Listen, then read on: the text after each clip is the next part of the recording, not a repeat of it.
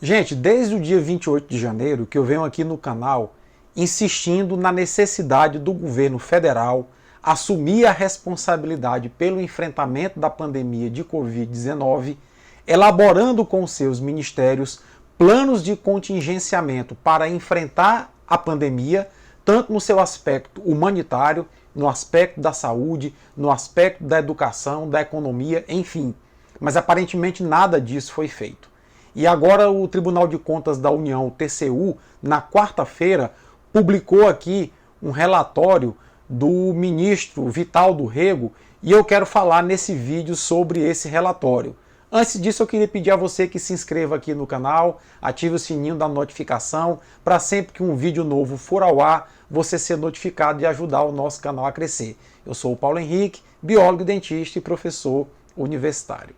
Pois é, e eu vou colocar inicialmente nesse vídeo um trecho pequeno da leitura do relatório do ministro Vital do Rego. Estou colocando aqui inclusive o link do TCU com esse relatório na íntegra na descrição do vídeo para quem quiser fazer a leitura mais detalhada disso. Mas vê só o que o ministro Vital do Rego disse e na sequência o que outro ministro, o ministro Bruno Dantas, também falou em relação à atuação do governo federal.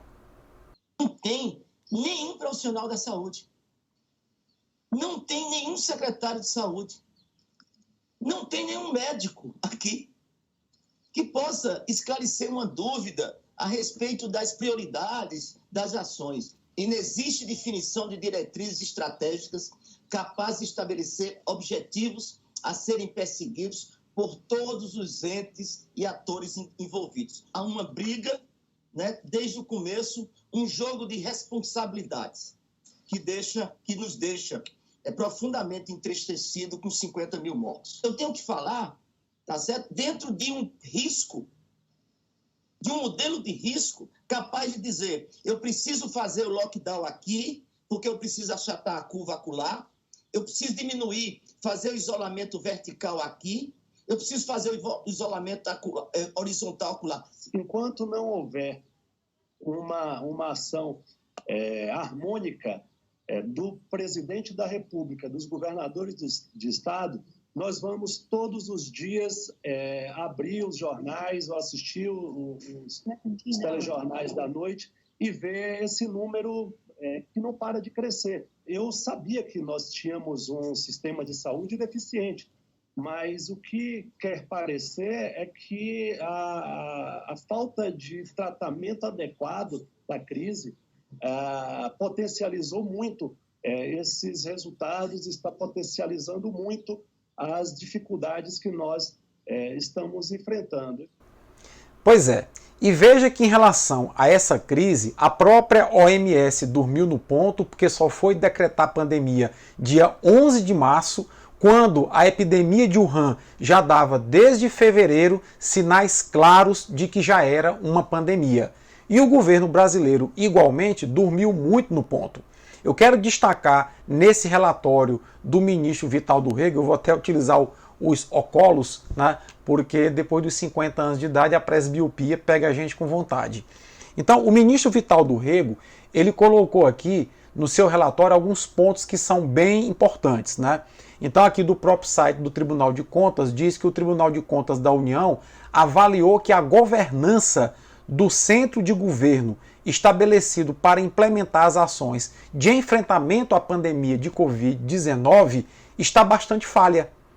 O acompanhamento do TCU identificou que não tem diretrizes estratégicas para enfrentar a pandemia de Covid-19. Ou seja, o governo está perdido e não está assumindo o seu papel de proteger a população. O trabalho mostrou ainda que não há uma previsão de assento permanente de profissionais da saúde no comitê de crise, ou seja, o governo monta um comitê de crise e não chama representantes profissionais da saúde, de entidades da saúde, para compor esse comitê de crise. Como é que pode sair daí alguma estratégia de enfrentamento de uma epidemia viral se não tem ninguém da área da saúde com assento nesse comitê? Inclusive o TCU recomendou que o comitê seja reformulado, garantindo assento das associações médicas e de profissionais da saúde nesse comitê de gestão da crise. E o TCU também aponta aqui nesse relatório do ministro Vital do Rego que a falta de articulação do governo federal fez inclusive com que os governos estaduais comprassem equipamentos e realizassem gastos desnecessários, quando na verdade, e eu sempre defendi isso, deveria ter ocorrido o seguinte: lá no início da crise da pandemia, final de janeiro, início de fevereiro, quando a doença começou a já se espalhar pela Europa, começou a se espalhar pelos Estados Unidos, caberia ao presidente da República dizer: Mandetta, vem cá, vamos reunir aqui todos os governadores, peça os secretários de Estado da Saúde para virem juntos, vamos colocar aqui o Paulo Guedes, que é o ministro da Economia, o ministro da Defesa, porque essa é uma situação de enfrentamento a um inimigo que põe em risco a segurança da nação. Vamos chamar aqui o ministro da Educação, enfim, e vamos estruturar planos de contingenciamento para o enfrentamento da epidemia no aspecto da saúde, no aspecto da economia, no aspecto da segurança nacional, no aspecto da educação.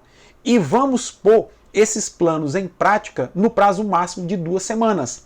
Mas não, o presidente foi com a comitiva para os Estados Unidos fazer sabe-se lá o quê, lamber as botas do Trump, voltou com a comitiva com 20 e tantos infectados, ficou passeando em Brasília, tagarelando sem máscara, participando de manifestações, dizendo que era uma gripezinha, dizendo que é uma chuva que todo mundo vai ter que se molhar, e não enfrentou a situação como deveria.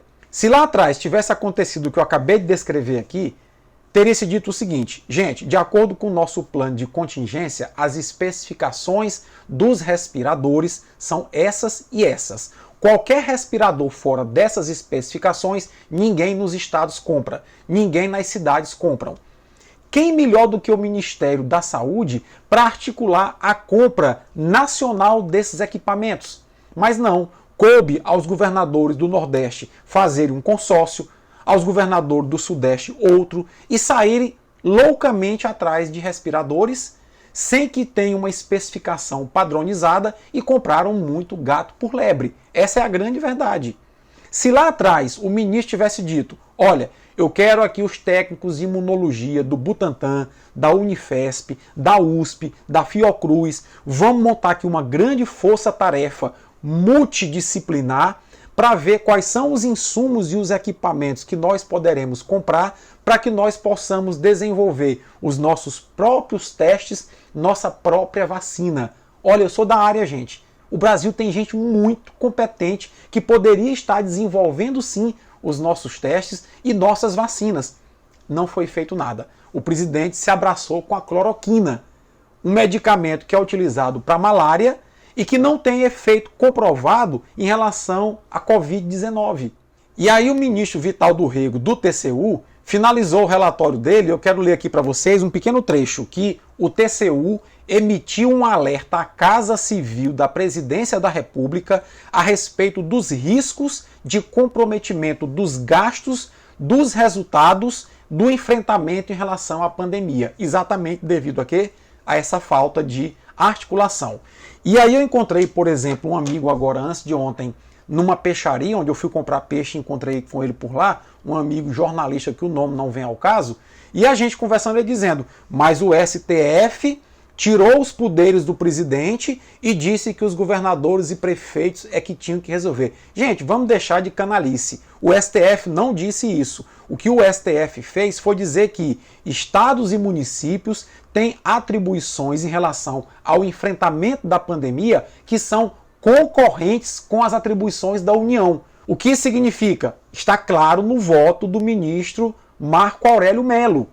É que as atribuições da União são replicadas também para estados e municípios. Ou seja, são atribuições concorrentes, mas não são excludentes. As atribuições de enfrentamento de estados e municípios não excluem as atribuições da União nesse enfrentamento. E aí o Bolsonaro e os bolsonaristas vêm com um discurso cretino de dizer que a responsabilidade agora, a bola agora, está com estados e municípios. Então isso é uma canalice, isso é uma cretinice e que nós não podemos compactuar com ela. Nesses 90 dias de pandemia, o senhor Jair Messias Bolsonaro só fez uma coisa, senão a guerrinha ideológica que ele está habituado a fazer, pensando na sua sustentação política e pensando na reeleição de 2022. E a população que se ferre em relação à pandemia de Covid-19. Então isso tinha que ser dito, isso estava entalado na minha garganta há muito tempo e agora, com esse relatório do TCU, eu me sinto muito mais à vontade